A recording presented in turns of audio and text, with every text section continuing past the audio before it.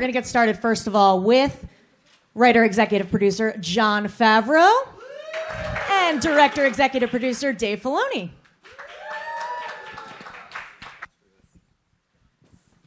Okay, this is our first live-action Star Wars television show.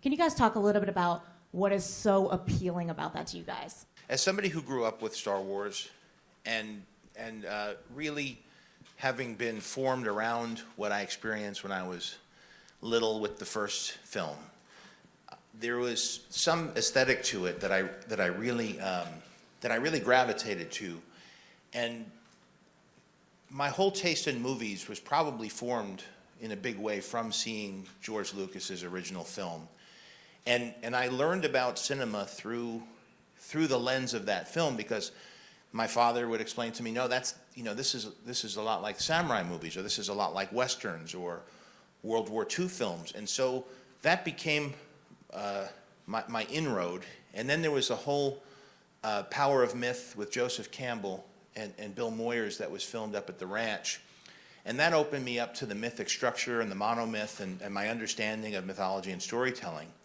And so to come back and return to this with the freedom that this new platform affords, because there's nothing to compare it to, nothing has been on TV other than the holiday special, and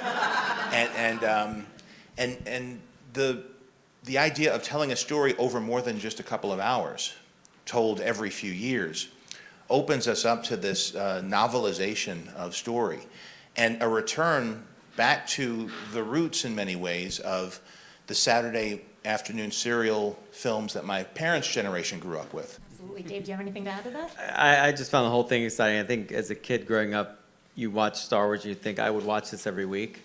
And as television got more and more into genre over the years, and like I remember when Star Trek Next Generation came out and the promise of better visual effects on television, and it took big leaps. And you know, as somebody that's always been into fantasy science fiction, you were always waiting for a moment where you thought that what the images on television were as good as what you were seeing in the theater, but there was a big separation on it as a kid. And now I think it's gotten so close, and you know, it's one of the thrilling things. We can make something like Star Wars because technology has advanced, and that's one of the dreams that George had. Even when I worked with him on Clone Wars, he would talk about the future being streaming, the future being episodic serialized Star Wars, because like you said, it's what influenced him. So yeah, and it is cool to get to help make it. So please welcome Pedro Pascal, Gina Carano, and Carl Weathers. How you doing, Pedro? That's the first thing I heard. Did you get some sleep, or did you just power through? I powered through. Okay, good. Yeah. I'll sleep here. Hello. What was the moment you realized I'm truly in the Star Wars universe? Pedro, what was it for you? Well, putting the helmet on, for sure, which they had handy at our first meeting, and to see if it would fit. It fit perfectly, and I guess, you know, very simply, trying the costume on for the first time and looking in the mirror. You can't see very well through the helmet, but I got a pretty clear impression. And if you grow up, you know, playing with Star Wars toys and obviously seeing these movies, and then you're staring at yourself and you are the image of that kind of childhood imagination, it's a super pinch me moment. Quote me exactly. Super pinch me moment. Is that a hashtag? Super pinch. Super pinch. Hashtag super pinch. Mandalorian. I think for me, it was my first day on set. Seeing the whole costume come together, and John and Dave came, and you know, they made such a big deal out of, oh my gosh, look how great you look. And I was like, wow, this is really great. But it really honestly was one of my favorite unforgettable moments, being on set, seeing the other cast members, but be it behind a helmet or a creature or this one. Or this one. This one right here. And then actually my first day on set, I was on a blurg. So I was up on this this big thing, and I was just like, okay, this is it. This is my life now. So it was incredible. Wow, and John did sort of a slow roll on me. It's like okay, I've got this thing that I want to talk to you about, and okay. And first of all, I mean, I'd met John, so we had a lot of interaction, even though it wasn't like really personal stuff. But we'd had a lot of interaction, and I really admired him, and I'm sincere about that. I really admired him because this guy is super smart, ridiculously smart, about much more than just making movies. So that was number one. So I'm fascinated, and I'm saying, okay, those are the kind of people I want to be around and know, so I can maybe like grab something that he's got that I really admire. But anyway, you know, the thing is, when we finally had the meeting about it, and not unlike Pedro tells the story, when you walk into that room, that conference room, and all this art is on the walls, and he is so passionate about it all, and it's all magnificent. I mean, it is some of the most beautiful artwork you could ever see. If you were a collector, you want to go through and take pieces off the wall because it's that beautiful. And then started telling me basically what this was and a little about this character. And it's like, are you kidding me? I'm working on something that Disney is going to be behind. I'm working on something that Jon Favreau is like marshaling through. And I'm working on a Star Wars kind of invention. And then I get a chance to meet Dave Filoni, and now it's like, we're in good hands here. We're in really good hands. So that was my introduction, and I'm happy to be a part of it. There are a lot of names that you guys have pulled in. I don't want to miss anybody. So Bryce Dallas Howard, Taika Waititi, Dave Filoni. I mean, can you talk a little bit about what their contributions are? And it's Dave's first time directing live action. Long overdue. And Rick Famuyiwa also did a couple for us. And don't forget Deborah Chow. And Deb Chow, of course. She's who's going on now to do the Obi-Wan Kenobi show. She's a powerhouse. So she came into Star. So this is really, you're going to see, I think, a lot of people that are working in this incubator of story and technology and Star. You know, really people who got together because they love Star Wars, and this, I think, enthusiasm that seems to be very contagious, not just with the people on the couch here, but the artwork he's talking about. You know, that's Doug Chang, who's been part of a lot of people who came up through the ranks over the years since the prequels, and all of them slowly, like Tom Sawyer, coming together to paint the fence. And there's this real enthusiasm that's very organic as we're telling the stories, and it's a very collaborative environment. You know, we talk a lot about story, and I write most of it, but that's just a jumping off point for the directors to be very involved and very collaborative, and all the people who are involved, whether it's ILM or Lucasfilm or within the cast or Mandalorian, and so it becomes this really fun collaborative thing that takes on its own life and own personality. And I think you'll see with each of the directors, unlike a lot of television, the directors are really being given an opportunity to have authorship over it as though it were a film. So it's been very exciting for us to have that kind of environment to come to work to every day. Yeah, and John, you posted a photo of George Lucas and yourself on set. Can you talk about that experience? Who was on set that day? What'd you talk about? Carl was there that day. I think Gina was there that day. I know for sure this guy was there because I met Dave because I was up at the ranch mixing Iron Man, and he was secretly working with George on Clone Wars before anybody had ever heard of it. And I showed him Iron Man. He showed me Clone Wars. I was like, if you ever need a voice on this, I'd love to do it, which turned into me playing a Mandalorian named Pre Vizsla on his show. But what's so nice is that George had worked with him for, 10 years? Almost, yeah, 8 to 10 years. And so they had worked together. So a lot of what's wonderful about working with Dave is that continuity of vision. This has been a real special thing for me. It's something that I really, doing live action, I became interested in it from working with George, and the way that he talked about how we should shoot Clone Wars, and he would always speak in live action terms. So the terminology was always around me, and I didn't always understand how to apply it over the years, though I got a little better with it, and he's so steeped in technology, George.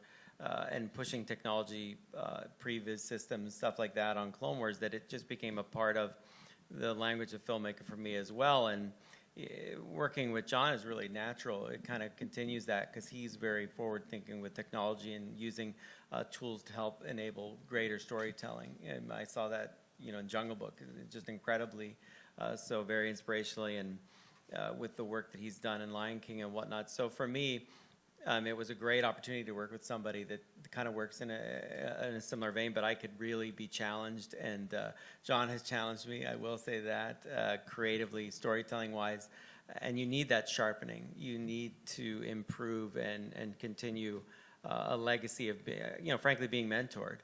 I see it as very Star Wars, this whole path for me. Well, I think at this point we're going to open it up to the audience here. Hi, congrats guys, that looked amazing. Thank you.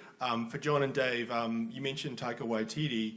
He's obviously also voicing a character in the show. Can you talk about what he brings to the show and what it's like to work with him? Well, when you're bringing in a director like Taika, that he's clearly doing it because he wants to, because the guy is just such a powerhouse right now creatively, and I think everybody's really discovering what a talent he is. People who follow comedy knew about him long ago, or independent film, and now he's just he's really enjoying a wonderful run. And so when he shows up, it gets everybody excited because it's a fresh energy on the set. He finds opportunities for humor. He brings his style of humor to it, but he also is a fan, and to me that was the bottom line prerequisite. You had to love Star Wars, and you had to want to do something great and help invent this new thing.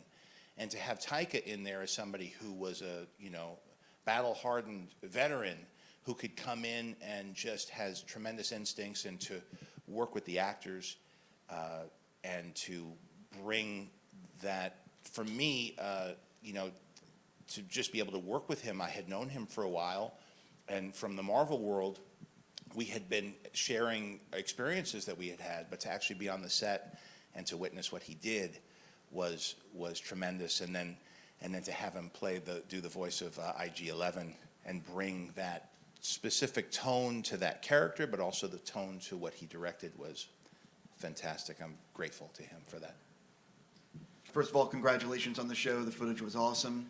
I'm curious, the making of the first season of any show, you're learning the infrastructure of how to put it together, what you can accomplish in the time frame, et cetera, et cetera. For each of you guys, what did you learn making season 1 that you are now putting into season 2? Well, I learned a tremendous amount every day, and I think for me, one of the things is, I was on set every day the whole season, so I learned watching every single one of our directors. I learned watching our great cast, everyone behind the scenes. I treated it as, boot camp for me to learn this type of filmmaking, but then I tried to offer the knowledge that had been passed on to me by George for Star Wars things and just the way that he liked to shoot things. But it definitely has affected the way I look at, a day. What can I accomplish in a day? That's a big difference for me, filmmaking-wise. We arrived on a back lot, and the DP, Greg's like, well, the sun's up, we got to get going. I'm like, oh, right, because it's going to go down. Animation, we don't really have that problem.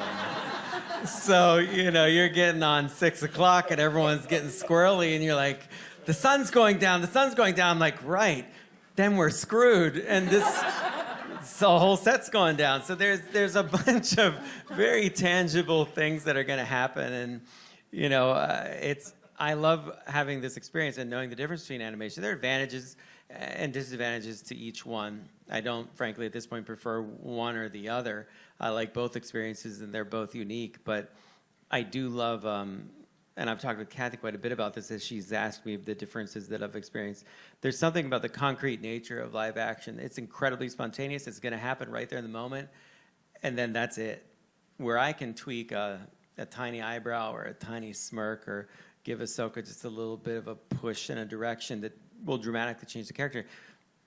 You have to get all these variables to kind of come together and be aware of it. And it's not like you're controlling any of it as much as you're guiding it. And, John would stand with me and speak to this. You're looking at everything all at once. Where in animation, it's like a recipe that I can keep adding little ingredients. And you have a lot of flexibility, thank God, in digital. In post, we can do a lot. But capturing that moment right in front of you is, I think, the real magic of it all, and something that I've been craving to try. And luckily, we have an incredible crew and cast that can capture those moments, as hopefully you saw in the footage. But yeah, that's what I learned the most. So I wanted to ask, you tease in the footage that the Mandalorian never takes off his mask. So when are we going to see it? And is it Do you really want to know that? Yes. You don't Why want would you hire that Do you beautiful want to face come? and not We're see wrapping it? Christmas presents. We're wrapping Christmas presents. You The really real want to come in question the is, room? do we ever take off our masks? Well, the stunt doubles are essential to every large production, just so you know, like even for the strongest people or agile ones. So none of it can get done without the incredible stunt work. I mean, especially, what did you guys see today, like 27 minutes or something? You saw like a whole clip? You have no idea the amount of star power from every department that goes into making something like this. From, the person that is like, working on the shine of my shoulder to the person who built the entire ship that we're shooting on, or the whole set. I've seen some pretty big and I haven't seen anything like this. So I noticed that the footage we saw, there were a lot of references to the Star Wars holiday special, Life Day. Yes, Life Day. And of course, that's where we saw our first Mandalorian. Yes, that's right. So can you talk about why you wanted to connect those little dots? I didn't realize there was a lot of. I guess there is. We did. Well, definitely it was the gun, right? That the pulse rifle. Just because. Here's the thing. I wanted to have it. We're starting with new characters, right? Everybody. There's all sorts of conjecture. Is this really is it going to really reveal that it's Boba Fett all along? Is it a character we already know? We wanted to start fresh with a whole new group of a whole new set of characters that you never met before. And so there are ways that even though we have new characters and you could jump in because it's chapter 1, we wanted to make sure that if you were watching and you knew about it. And this is where Dave has really been a treasure trove, because we tried to effort to work stuff in, whether it's humorously, like making a reference to Life Day, or a reference to a prop that has been appreciated by a core group over time, just putting those little Easter eggs in, or big movements in the story that reflect storylines in either the legends or in canon that people have known and had, and by the way, all of the animated content that Dave's been working on. How do you weave all of it together so that you don't have these divided, segmented parts of the audience, but you could start to bring it all together and coalesce it in a way that creates an overarching narrative and rewards the people who've been putting the time in over the years since they were kids growing up with it. It's very fun. Like, I would love, John would write these scripts, turn them around. We would talk sometimes, because I'd be in San Francisco, we'd be on the phone, and we'd just start rallying and come up with a whole plot for an episode. Kid you not, on the phone. And he's like, oh, okay, it's in my head, I gotta go, boom. Okay. And then like a day later, here, read this. I'm like, oh, wow, there's a script now.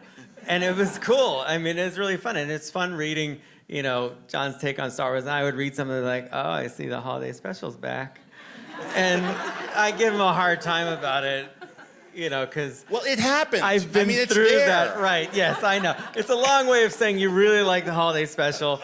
And I've accepted that. And it's fine. There's nothing wrong with that. We know you had the gun in the show because you liked it and you wanted to have it. The cartoon And now holds up. it's in your office. And I get that. Like, I've never experienced that before. Like, you say, I want to design this, I'm going to have this, and then someone literally makes it, walks up to you and hands it to you. I haven't had that in animation. That's what's been really great about it. And there is a discipline about it of let's make sure that we are Authentic, disciplined, cohesive, and that no matter where you're coming from and what your background in Star Wars, you know that what we're doing is not being done.